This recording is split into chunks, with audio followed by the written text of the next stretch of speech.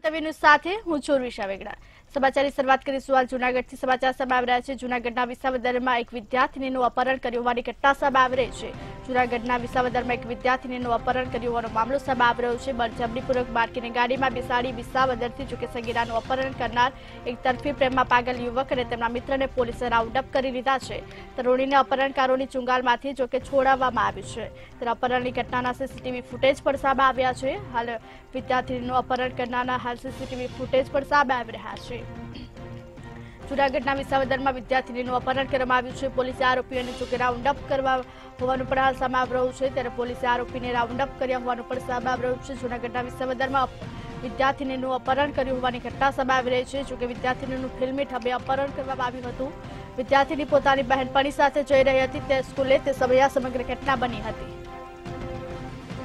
પોલીસે આરોપીને round up કર્યા છે। વિદ્યાર્થીનીનું ફિલ્મી ઢબે અપહરણ કર્યું હોવાનું સામે આવી રહ્યું છે। પોલીસે આરોપીને રાઉન્ડ અપ કરી આગળની કાર્યવાહી હાથ ધરી છે। જૂનાગઢના વિસાવદરમાં એક વિદ્યાર્થીનીના અપહરણનો મામલો સામે આવ્યો છે। ફિલ્મી ઢબે વિદ્યાર્થીનીનું અપહરણ કરવામાં આવ્યું હતું।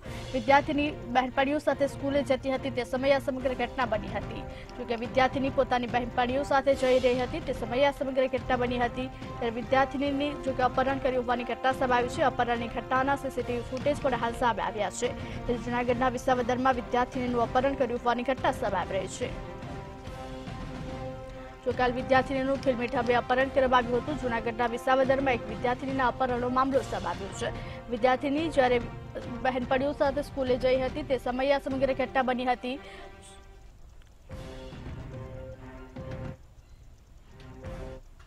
વધુ વિગત સાથે સંવાદદાતા અમર બખાઈ લાઈવ જોડાઈ ગયા છે।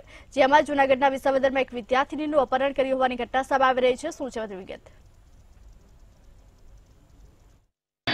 જી ચોક્કસ છે। જે રીતે વિસાવદરમાંથી એક ઘટના સામે આવી છે કે જ્યાં ગઈકાલે વહેલી સવારે એક સગીરાનું અપહરણ કરવામાં આવ્યું હતું। આ સમગ્ર ઘટનાના સીસીટીવી સામે આવ્યા છે અને આ સીસીટીવી જાણે બીજા દેશમાં બીજા રાજ્યોની અંદર જે રીતે અપહરણ થતા હોય છે તે રીતની ઘટના છે। એક 4 વ્હીલ કાર આવે છે, અભ્યાસક્રમે જતી એક વિદ્યાર્થીનીને તે રોકે છે, તેના વચમાં 4 વ્હીલ નાખે છે અને બાદમાં તેને 4 વ્હીલની અંદરથી જબરદસ્તીથી અપહરણ કરી જાય છે। આ સમગ્ર ઘટનાના સીસીટીવી સામે આવ્યા છે। સમગ્ર ઘટનાના પગલે સગીરાના પિતા દ્વારા છે તે વિસાવદર પોલીસ મથકમાં નોંધાવતા પોલીસ દ્વારા સીસીટીવી તપાસ કરતા સમગ્ર ઘટના છે તે સામે આવી હતી અને આ સીસીટીવીના આરોપીઓને પણ ઝડપી લેવામાં આવ્યા છે। હાલ તો જે સગીરા છે તેમની સાથે વોટ્સએપમાં ચેટિંગ કરનાર જય સુખાનંદી નામના શખ્સ દ્વારા અપહરણ કર્યા હોવાનું સામે આવ્યું છે અને તેને સપોર્ટમાં રિયાઝ કરીને એક યુવાન છે તે પણ ઝડપાયો છે। હાલ તો આ બંને યુવાન દ્વારા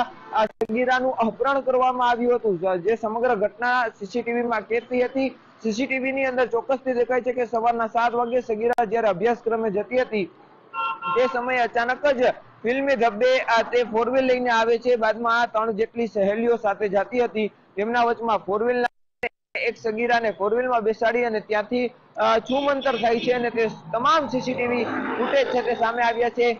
હાલ તો પોલીસે જય સુખાનંદી અને રિયાઝ નાગોરી જે બંને જૂનાગઢના છે આ બંને શખ્સોને ઝડપીને વધુ પૂછપરછ શરૂ કરી છે। હાલ તો પોલીસની તપાસમાં હજુ સુધી આ સગીરા સાથે કોઈ દુષ્કર્મ કર્યું હોય તેવું પ્રાથમિક દ્રષ્ટિએ દેખાતું નથી, પરંતુ પોલીસ દ્વારા મેડિકલ રિપોર્ટ કરાવવામાં આવશે અને બાદમાં તમામ માહિતી સામે આવશે। જ્યારે જય સુખાનંદી છે તે આ સગીરા સાથે ચેટિંગ કરતો હતો અને એક તરફ પ્રેમમાં પાગલ હતો અને આ સમગ્ર ઘટના કરી હોવાનું સામે આવ્યું છે। હાલ તો પોલીસને ગેરમાર્ગે દોરવા માટે આ જય સુખાનંદી છે તેમણે જે ગાડી લઈને અપહરણ કર્યું રાજકોટ તરફ દોડાવી હતી અને બંને અહીંયા જૂનાગઢ રોકાઈ ગયા હતા। એટલે પોલીસ છે તે રાજકોટ તરફ નો પીછો કરે અને તેવું એક મગજ વાપર્યું હતું, પરંતુ પોલીસ પણ આરોપીઓને જે ગમે તે રીતે પકડી જ લે છે અને જેને લઈને જૂનાગઢ શહેરમાંથી આ ભોગ બનનાર સગીરા છે તે અને જે અપહરણ કરનાર યુવક છે તેની પોલીસે ધરપકડ કરી છે। હાલ તો બંને યુવકની ધરપકડ કરીને પોલીસે વધુ પૂછપરછ શરૂ કરી છે। જી અમાર સમગ્ર માહિતી આપવા બદલ આપનો આભાર। જૂનાગઢના વિસાવદરમાં એક વિદ્યાર્થીનીનું અપહરણ કરવામાં આવ્યું છે। વિસાવદરમાં વિદ્યાર્થીનીનું કારમાં અપહરણ કરવામાં આવ્યું। શાળાએ જતી વિદ્યાર્થીનું કારમાં અપહરણ કર્યું હોવાની ઘટના સામે આવી રહી છે। અપહરણની ઘટનાથી ભયનો માહોલ ફેલાયો છે। સમગ્ર ઘટના સીસીટીવીમાં કેદ થઈ હતી। 3 વિદ્યાર્થીનીઓ શાળાએ જતી હતી ત્યારે આ સમગ્ર ઘટના બની હતી। 2 શખ્સો વિદ્યાર્થીઓને ઉપાડી ગયા હતા। નંબર પ્લેટ વગરની કારમાં વિદ્યાર્થીનીને ઉપાડી ગયા હોવાનું પણ સામે આવી રહ્યું છે। પોલીસની અલગ અલગ ટીમ દ્વારા જો કે તપાસ હાથ ધરવામાં આવી હતી। વિદ્યાર્થીનીના પિતાએ પોલીસમાં ફરિયાદ નોંધાવી હતી। ત્યારે જૂનાગઢના વિસાવદરમાં વિદ્યાર્થીનીનું કારમાં અપહરણ કર્યું હોવાની ઘટના સામે આવી રહી છે। જો કે શાળાએ જતી વિદ્યાર્થીનીનું અપહરણ કરવામાં આવ્યું હતું। અપહરણની ઘટનાથી ભયનો માહોલ ફેલાયો છે। સમગ્ર ઘટના સીસીટીવીમાં કેદ થઈ હતી। 3 વિદ્યાર્થીની શાળાએ જતી હતી તે સમયે આ સમગ્ર ઘટના બની હતી। 2 શખ્સો વિદ્યાર્થીનીને ઉપાડી ગયા હતા। નંબર પ્લેટ વગરની કારમાં વિદ્યાર્થીનીને ઉપાડી ગયા હતા। પોલીસની અલગ અલગ ટીમ દ્વારા તપાસ હાથ ધરવામાં આવી હતી। વિદ્યાર્થીનીના પિતાએ પોલીસમાં ફરિયાદ નોંધાવી હતી। ફરિયાદ આધારે પોલીસ દ્વારા જો કે તપાસ હાથ ધરવામાં આવી હતી।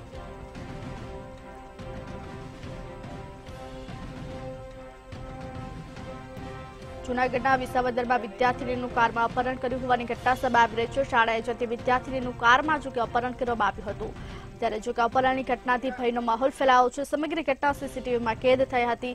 3 વિદ્યાર્થીનીઓ શાળાએ જતી હતી તે સમયે આ સમગ્ર ઘટના બની હતી। 2 શખ્સો વિદ્યાર્થીને ઉપાડી ગયા હતા। નંબર પ્લેટ વગરની કારમાં વિદ્યાર્થીનીને ઉપાડી ગયા હોવાનું સામે આવી રહ્યું છે। પોલીસની અલગ અલગ ટીમ દ્વારા તપાસ હાથ ધરવામાં આવી હતી। વિદ્યાર્થીનીના પિતાએ પોલીસમાં ફરિયાદ નોંધાવી હતી। ફરિયાદના આધારે પોલીસ દ્વારા વધુ તપાસ હાથ ધરવામાં આવી હતી।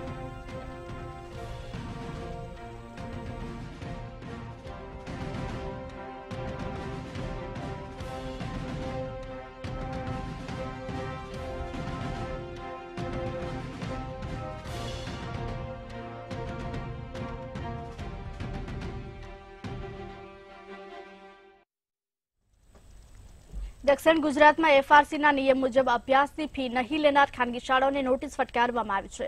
દક્ષિણ ગુજરાતની 800 થી વધુ શાળાઓને એફઆરસી નોટિસ ફટકારી 7 દિવસમાં જવાબ આપવા માટે આદેશ કરવામાં આવ્યા છે। સમગ્ર મામલે ડીડીઓએ ખાનગી શાળાઓને નોટિસ ફટકારી જવાબ નહીં આપે તો રૂબરૂ જવાબ નોંધવા માટે આદેશ આપવામાં આવ્યા છે। 800 થી પણ વધુ શાળાઓને એફઆરસીની નોટિસ પાઠવવામાં આવી છે। સુરતમાં ખાનગી શાળાઓને એફઆરસી દ્વારા નોટિસ આપવામાં આવી છે। 800 થી પણ વધુ શાળાઓને એફઆરસીની નોટિસ અપાઈ છે। 7 દિવસમાં જવાબ આપવા માટે આદેશ આપવામાં આવ્યો છે। ડીઓ દ્વારા પણ જો કે ખાનગી શાળાઓને નોટિસ પાઠવી અને હવે જવાબ આપવા માટેનું કહેવામાં આવ્યું છે। જો જવાબ નહીં આપવામાં આવે તો કાયદેસરની પણ કાર્યવાહી હાથ ધરવામાં આવશે। દક્ષિણ ગુજરાતમાં એફઆરસીના નિયમ મુજબ અભ્યાસની ફી નહીં લેનાર ખાનગી શાળાઓને જો કે હાલ નોટિસ પાઠવવામાં આવી છે। ડીઓ દ્વારા જો કે નોટિસ પાઠવવામાં આવી છે। નોટિસ પાઠવી અને જવાબ રજૂ કરવા માટે પણ આદેશ આપવામાં આવ્યો છે। ડીઓ દ્વારા જો કે નોટિસ પાઠવી જવાબ આપવા માટે આદેશ કરવામાં આવ્યો છે। જો જવાબ નહીં આપવામાં આવે તો કાયદેસરની કાર્યવાહી પણ હાથ ધરવામાં આવશે। 800 થી પણ વધુ શાળાઓને જો કે નોટિસ પાઠવવામાં આવી હોવાનું સામે આવી રહ્યું છે। સુરતમાં ખાનગી શાળાઓને નોટિસ પાઠવવામાં આવી છે।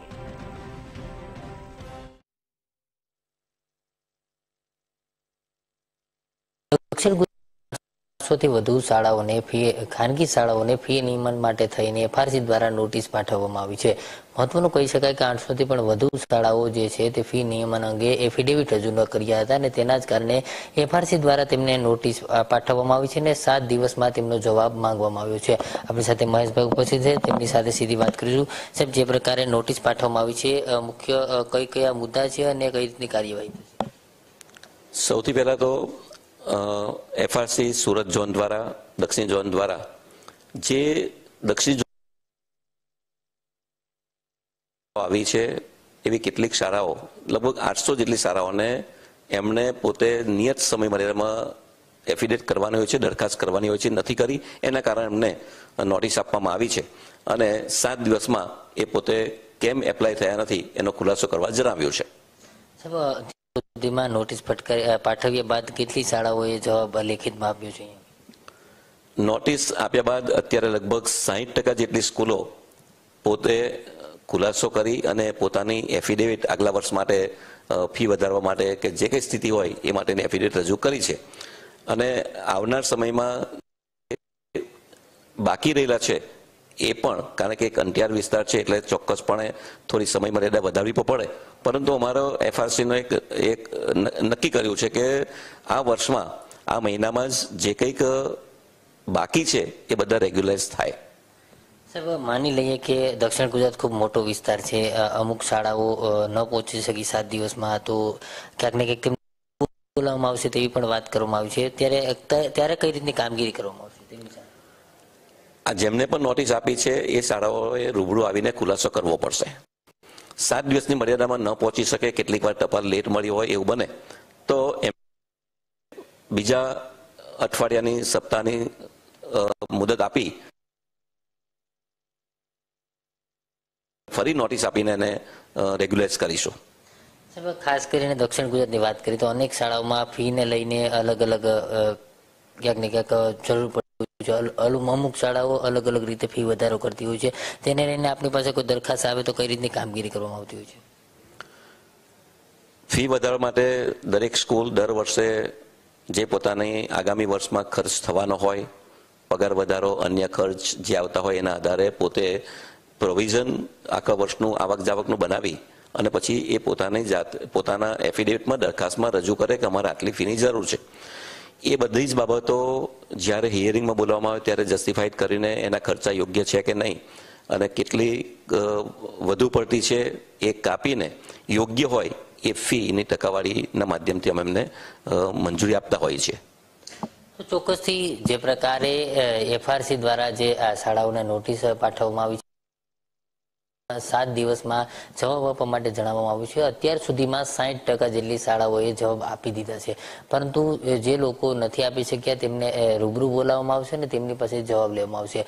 ખાસ કરીને જે પ્રકારે શાળાઓમાં ફીને લઈને જે ક્યાંક ને ક્યાંક છૂટ આપવામાં આવતી હોય છે તેમાં પણ તમામ તપાસ છૂટ આપવામાં આવતી હોય છે. જે પ્રકારે અલગ અલગ શાળામાં અલગ અલગ ફી હોય છે તેમાં જે ખર્ચા સહિતની જે વસ્તુઓ હોય છે તેમાંથી તેમને છૂટછાટ આપવામાં આવતી હોય છે અને તે પ્રકારથી ફી વધારો કરી શકે છે. પરંતુ અત્યાર સુધી જે એફિડેવિટ નથી થયેલી 800 થી પણ વધુ શાળાઓ છે દક્ષિણ ગુજરાતની, તેમના માટે ખાસ કરીને આ નોટિસ જે છે તે પાઠવવામાં આવી છે અને હાલ જોઈએ છે કઈ પ્રકારની કામગીરી છે અને નોટિસ આવ્યા બાદ કેટલી શાળાઓ જવાબ આપે છે, જવાબ આપે છે.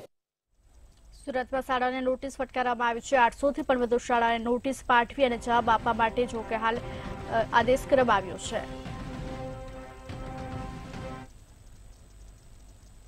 અમદાવાદ વસ્ત્રાલમાં રહેતા મિત પટેલ નામના 26 વર્ષીય યુવાનનું બાગબાન પાર્ટી પ્લોટ પાસેથી અપહરણ કરવામાં આવ્યું હતું. તેથી મિત પટેલના મિત્ર અપૂર્વ મણિયારે પોલીસ સ્ટેશનમાં ફરિયાદ નોંધાવી હતી. વડગદેવ પોલીસ ઘટના સ્થળે પહોંચી હતી અને વધુ તપાસ હાથ ધરી હતી. અપહરણકર્તાઓએ મિત પટેલને બોટાદના ઠસા નજીક છોડી દીધો હતો. ઠસા પોલીસે મિતનો કબજો મેળવી 6 અજાણ્યા ઇસમો સામે ફરિયાદ દાખલ કરી વધુ કાર્યવાહી હાથ ધરી છે. ત્યારે અમદાવાદમાં યુવકનું અપહરણ કરવામાં આવ્યું હતું. વસ્ત્રાલમાં રહેતા જો કે 26 વર્ષીય યુવકનું અપહરણ કર્યું હોવાનું સામે આવી રહ્યું છે. મિત પટેલ નામના યુવકનું અપહરણ કરાયું હતું. ત્યારે બાગબાન પાર્ટી પ્લોટ પાસેથી આ યુવકનું અપહરણ કરવામાં આવ્યું હતું. અપહરણ કરનારાઓ જો કે કાર લઈને આવ્યા હતા. ત્યારે મિત પટેલના મિત્ર અપૂર્વ મણિયારે જો કે સમગ્ર ઘટનાને લઈને ફરિયાદ નોંધાવી હતી. વડગદેવ પોલીસે ઘટના સ્થળે પહોંચી અને વધુ તપાસ હાથ ધરી હતી. જો કે આસપાસના સીસીટીવી કેમેરાના ફૂટેજ પણ તપાસવામાં આવ્યા હતા.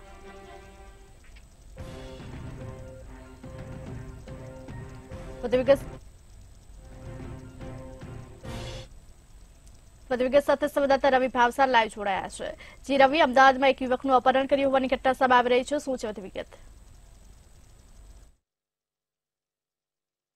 જી બિલકુલથી જો વાત કરવામાં આવે તો વહેલી સવારે અમદાવાદના વસ્ત્રાલ વિસ્તારમાં રહેતા મિત પટેલ નામના યુવકનું અપહરણ છે. તે અપહરણ અમદાવાદના બોળકદેવ વિસ્તારમાં આવેલા બાગબાન પાર્ટી પ્લોટ પાસેથી કરવામાં આવ્યું હતું. જો વાત કરવામાં આવે તો અજાણ્યા શખ્સો દ્વારા જે અપહરણ છે તે અપહરણ ગાડીમાં નાખીને આવ્યો હતો. લગભગ જો વાત કરવામાં આવે તો લગભગ એક 4 વ્હીલર ગાડી અને 2 2 વ્હીલર ગાડીમાં આવેલા શખ્સો દ્વારા જે મિત પટેલ નામના જે યુવાન છે તે યુવાનનું અપહરણ છે તે અપહરણ કરવામાં આવ્યું હતું. ત્યારબાદ તેને અલગ અલગ જગ્યાએ લઈ જવામાં આવ્યો હતો અને ત્યારબાદ તેને ઢસા પાસે આવેલા 4 રસ્તા ઉપર તેને છોડી દેવામાં આવ્યો હતો. સમગ્ર મામલાની ફરિયાદ છે તે ફરિયાદ મિત પટેલના મિત્ર અપૂર્વ મણિયાર દ્વારા છે તે નોંધાવવામાં આવી છે. અત્યારે હાલ બોળકદેવ પોલીસે અપહરણની ફરિયાદ છે તે નોંધી છે, પરંતુ હાલમાં જે વાત કરવામાં આવે તો જે મિત પટેલ છે તે મિત પટેલને ઢસા પોલીસ સ્ટેશન ખાતે લઈ જવામાં આવે છે. દ્વારા તેને ઢસા ખાતે છોડી મૂકવામાં આવ્યો હતો, પરંતુ અત્યારે હાલ જે બોટાદ પોલીસ છે તે બોટાદ પોલીસ પર તપાસ કરી રહી છે. સાથે સાથે જો વાત કરવામાં આવે તો મોડી સાંજ સુધી મિત પટેલ છે જેનું અપહરણ થયું હતું તેને અમદાવાદ બોળકદેવ ખાતે લાવવામાં આવશે અને ત્યારબાદ તેની પૂછપરછ છે તે પણ કરવામાં આવશે. શા કારણોથી મિત પટેલ છે તેનું અપહરણ કરવામાં આવ્યું હતું, ત્યારબાદ તેને કેમ છોડી દેવામાં આવ્યો તેને લઈને પણ ક્યાંક ને ક્યાંક એક સવાલ છે તે ઉભા થઈ રહ્યા છે. પરંતુ હાલમાં તો બોળકદેવ પોલીસ દ્વારા અપહરણની ફરિયાદ છે તે અપહરણની ફરિયાદ દાખલ કરવામાં આવી છે, પરંતુ અપહરણકારો દ્વારા જે મિત પટેલ છે તે મિત પટેલને છોડી દેવામાં આવે છે. એટલે કે હવે જોવાનું એ રહ્યું કે પૈસાની લેતી દેતી છે કે કોઈ અલગ એંગલ છે તેને લઈને પણ હાલમાં પોલીસ છે કરી રહી છે. જી રવિ, સમગ્ર માહિતી આપવા બદલ આપનો આભાર. અમદાવાદમાં એક યુવકનું અપહરણ કરવામાં આવ્યું છે. જો કે વસ્ત્રાલમાં રહેતા 26 વર્ષીય યુવકનું અપહરણ કરવામાં આવ્યું. અમદાવાદ થલતેજમાંથી આ યુવકનું અપહરણ કરવામાં આવ્યું હતું. મિત પટેલ નામના યુવકનું અપહરણ કરાયું હતું.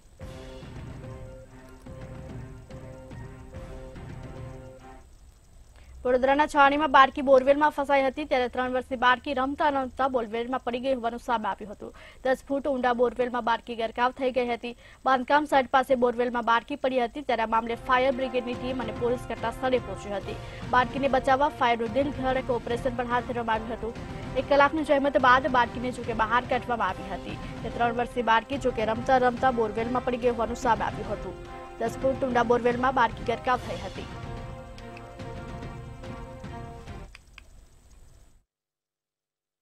વડોદરા શહેરમાં હત્યા, આત્મહત્યા, અકસ્માતના લીધે રોજ લોકોનું કરુણ મોત નીપજી રહ્યું છે। આજે વડોદરા શહેરના પાસે આવેલા યોગી ટાઉનશીપની સાઈડની બાજુમાં જ એક ખાનગી કન્સ્ટ્રક્શન કંપનીનું કામ ચાલતું હતું અને એની બાજુમાં મજૂરો પણ રહેતા હતા। આજે જે ખાનગી કન્સ્ટ્રક્શન સાઇટનું કામ ચાલતું હતું ત્યાં બાજુમાં રહેતા પરિવારની 3 વર્ષની દીકરી રમતા રમતા કન્સ્ટ્રક્શન સાઇટના ખાડામાં પડી જતા તેને તાત્કાલિક સયાજી હોસ્પિટલ ખાતે સારવાર માટે ખસેડવામાં આવી હતી, પરંતુ ત્યાં આગળ તબીબોએ સારવાર આપતી વખતે તેને મૃત જાહેર કરી।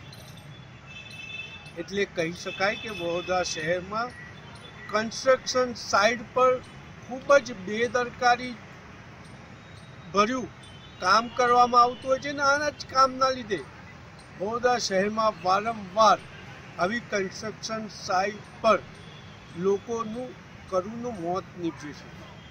2-3 દિવસ પહેલા 7 વર્ષના એક દીકરાનું પાલક તૂટી જવાથી લાકડું માથા પર પડતા મોતને નીપજ્યું હતું, અને આજે 3 વર્ષની દીકરી।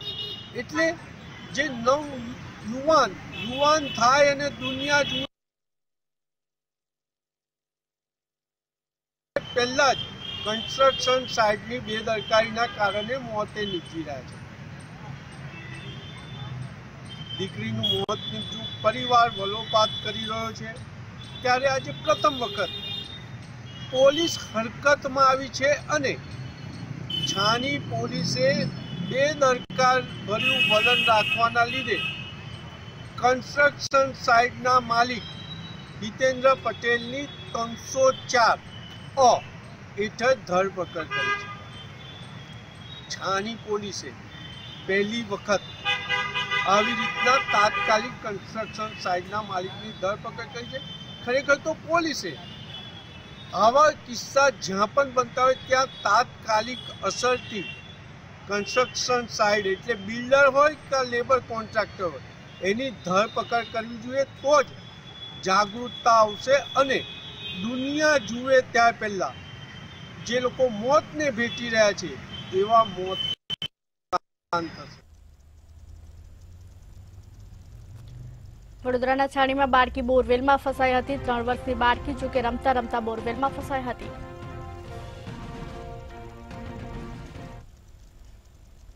અમદાવાદમાં ફ્લાવર શોની તડામાર તૈયારીઓ ચાલી રહી છે। આ ફ્લાવર શો 1 જાન્યુઆરીથી 14 જાન્યુઆરી સુધી યોજાશે, જે અમદાવાદ મ્યુનિસિપલ કોર્પોરેશન દ્વારા અલગ અલગ નર્સરીમાંથી વિવિધ પ્રકારના રંગબેરંગી ફૂલો લાવી અદભુત સજાવટ કરવામાં આવી રહી છે। તેમાં આ વર્ષે અંદાજિત 2 લાખ ફૂલો રાજ્યની બહારથી લાવી ફ્લાવર શોને શણગારવામાં આવશે। અમદાવાદના આંગણે યોજાઈ રહેલા ફ્લાવર શોમાં લાખો લોકો આવતા હોય છે।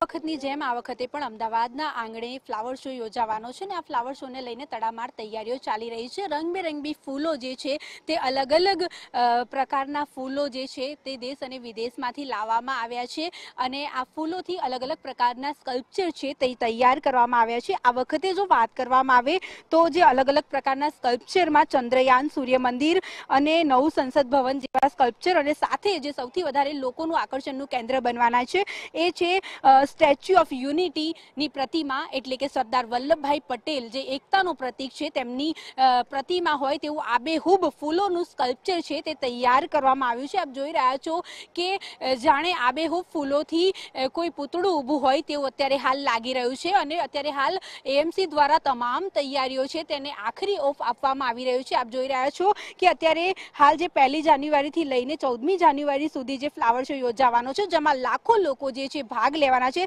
તેને લઈને અત્યારે હાલ તડામાર તૈયારીઓ જે છે તે કરવામાં આવી છે। આ જે ફ્લાવર શો છે તેની અંદર 7 લાખ જેટલા ફૂલોનો ઉપયોગ કરવામાં આવ્યા છે। દેશ અને વિદેશમાંથી સાથે જ એએમસીની જે નર્સરી હોય છે તેમાંથી રંગબેરંગી આપ જે ફૂલો જોઈ રહ્યા છે તે પ્રકારના ફૂલો અહીંયા લાવવામાં આવ્યા છે।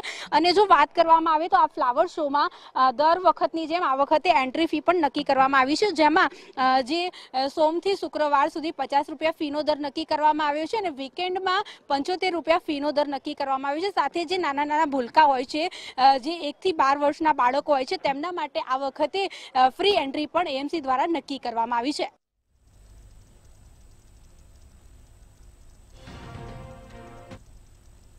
ગાંધીનગરમાં રાજ્યના આરોગ્ય મંત્રી ઋષિકેશ પટેલે કોરોનાના નવા વેરિયન્ટ મુદ્દે આરોગ્ય મંત્રીનું નિવેદન આપ્યું હતું। ભારતમાં 26 ડિસેમ્બર સુધીમાં JN1 પેટા વેરિયન્ટના કુલ 109 કેસ નોંધાયા છે। તેમાં તેમણે કહ્યું કે કોરોનાના JN1 વેરિયન્ટને લઈ ગભરાવાની કે ચિંતા કરવાની જરૂર નથી, પરંતુ સતર્ક રહેવાની જરૂર છે। આજની તારીખમાં હાલમાં કોરોનાથી સંક્રમિત 66 સક્રિય કેસ છે। રાજ્યમાં JN1 વેરિયન્ટના 36 કેસ નોંધાયા, જેમાંથી 22 દર્દીઓ સાજા થઈ ગયા છે।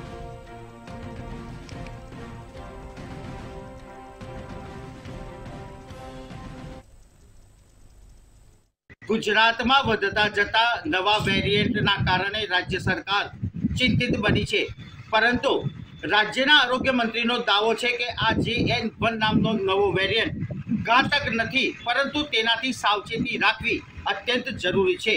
આજે પત્રકાર પરિષદમાં ઋષિકેશભાઈ પટેલે આ અંગેની સંપૂર્ણ ડિટેલ સાથેની વિગતો આપી હતી અને કહ્યું કે રાજ્યમાં 36 કેસ કોરોનાના એક્ટિવ છે, જે પૈકી 22 દર્દીઓ તો સાજા થઈ ચૂક્યા છે, જ્યારે 14 દર્દીઓ હોમ આઇસોલેશન હેઠળ સારવાર લઈ રહ્યા છે અને તે સંપૂર્ણ સ્વસ્થ હોવાની વિગતો ઋષિકેશ પટેલે આપી હતી।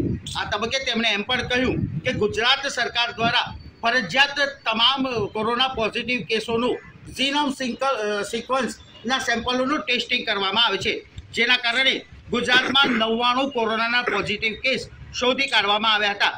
જોકે સમગ્ર રીતે જોવા જઈએ તો આ કેસ 0.86% છે, એટલે કે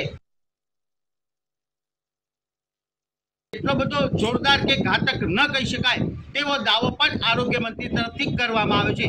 બીજી તરફ તેમણે એમ પણ કહ્યું કે જે 28 ડિસેમ્બરે જે જીનોમ સિક્વન્સના ટેસ્ટ કરવામાં આવ્યા હતા તેની અંદર પણ લગભગ 66 કેસ એક્ટિવ દેખાયા હતા। જો કે તે પણ તબક્કાવાર એક્ટિવ કેસમાંથી સંપૂર્ણ સ્વસ્થ બન્યા હોવાનો દાવો પણ આરોગ્ય મંત્રી દ્વારા કરવામાં આવ્યો છે। ખાસ કરીને આપને જણાવી દઈએ કે આવી રહેલા વાઇબ્રન્ટ સમિટ અંતર્ગત પણ રાજ્ય સરકાર આ બાબતમાં કોઈ કચાશ રાખવા માંગતી નથી। કેન્દ્ર સરકાર અને ગુજરાત સરકારના સંકલનના કારણે નક્કી કરેલી ગાઈડલાઈન મુજબ તે નિર્ણયો કરવામાં આવશે અને જીનોમ સિક્વન્સના સેમ્પલ પણ ફરજિયાત લેવામાં આવશે અને શંકાસ્પદ દર્દીઓની સ્થળ ઉપર જ ટેસ્ટ કરીને તેને માટે કોરોના બાબતના આગોતરા પગલાં પણ લેવામાં આવશે। આમ સમગ્ર તયા જોવા જઈએ તો રાજ્યમાં જે રીતે કોરોનાએ માથું ઉંચક્યું છે, પરંતુ રાજ્ય સરકારના આરોગ્ય મંત્રીનો દાવો છે કે આ નવો વેરિયન્ટ કોઈ ઘાતક નથી, પરંતુ નાગરિકોએ સતર્કતા જરૂર રાખવી જોઈએ તેવી જાહેર અપીલ કરવામાં આવી છે।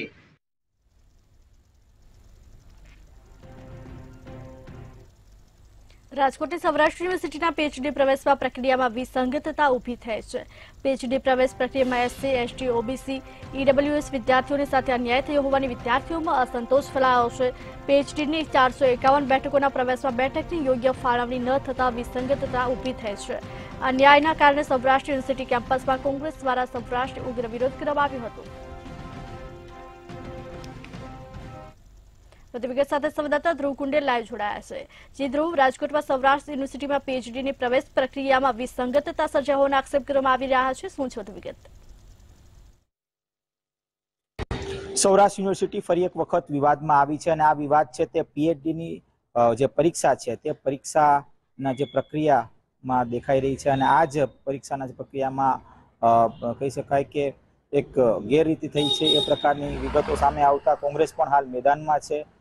પીએચડી પરીક્ષાને લઈને ક્યાંક લાંબા સમયથી જે પ્રક્રિયા ચાલતી હતી એ પ્રક્રિયા જે સીટની એલોટમેન્ટ જ્યારે થઈ એ સીટની એલોટમેન્ટ બાદ જાણ થતા આ સમગ્ર વિગત જ્યારે સામે આવી ત્યારે કોંગ્રેસ હાલ મેદાનમાં છે કે પીએચડીની જે એન્ટ્રન્સની જે પ્રક્રિયા છે એ પ્રક્રિયાને લઈને સૌરાષ્ટ્ર યુનિવર્સિટીના તંત્ર તરફથી કઈ રીતે ગેરરીતિ થઈ શકે એક મોટો સવાલ તેઓ ઉભો કરી રહ્યા છે. ત્યારે બીજી બાજુ આ પહેલા પણ જ્યારે પીએચડીની પરીક્ષા લેવામાં આવી તેમાં ગેરરીતિ થઈ હોવાની પણ વાત સામે આવી હતી અને ત્યારે વધુ એક વાર સૌરાષ્ટ્ર યુનિવર્સિટીમાં પીએચડીની જે પ્રવેશ પ્રક્રિયા છે તેના ઉપર અત્યારે સવાલો ઊભા થઈ રહ્યા છે. કારણ કે એક બાજુ જ્યાં પ્રવેશ પ્રક્રિયા ઉપર તંત્ર એટલે કે સૌરાષ્ટ્ર યુનિવર્સિટીનું તંત્ર છે તે મહેનત કરી રહ્યું છે એ પ્રકારનો દાવો થઈ રહ્યો છે, ત્યારે બીજી બાજુ એક સવાલ એ પણ ઉભો થઈ રહ્યો છે કે જે અલોટમેન્ટ હોય એ અલોટમેન્ટ કોને આપવામાં આવ્યું છે એ એક સવાલ ઉભો થઈ રહ્યો છે. કારણ કે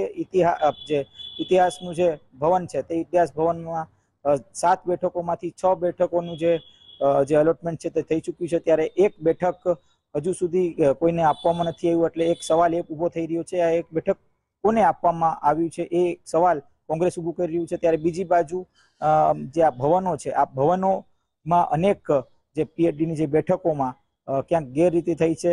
કારણ કે પ્રવેશ પ્રક્રિયાને લઈને જે રીતની કામગીરી થવી જોતી હતી એ પ્રકારની કોઈ પણ પ્રકારની કામગીરી થઈ નથી, આવો હાલ કોંગ્રેસ દાવો કરી રહ્યું છે. ત્યારે બીજી બાજુ કોંગ્રેસ એવી પણ માંગ કરી રહી છે કે આગામી સમયમાં આ જે પીએચડીની જે પ્રવેશ પ્રક્રિયા છે તેને રદ કરવામાં આવે જેથી કરીને જે વિદ્યાર્થીઓને ન્યાય મળે. જી ધ્રુવ, સમગ્ર માહિતી આપવા બદલ આપનો આભાર. રાજકોટમાં સૌરાષ્ટ્ર યુનિવર્સિટીમાં પ્રવેશ પ્રક્રિયામાં જો કે પીએચડીની પ્રવેશ પ્રક્રિયામાં વિસંગતતા સર્જાઈ હોવાના આક્ષેપ કરવામાં આવ્યા છે.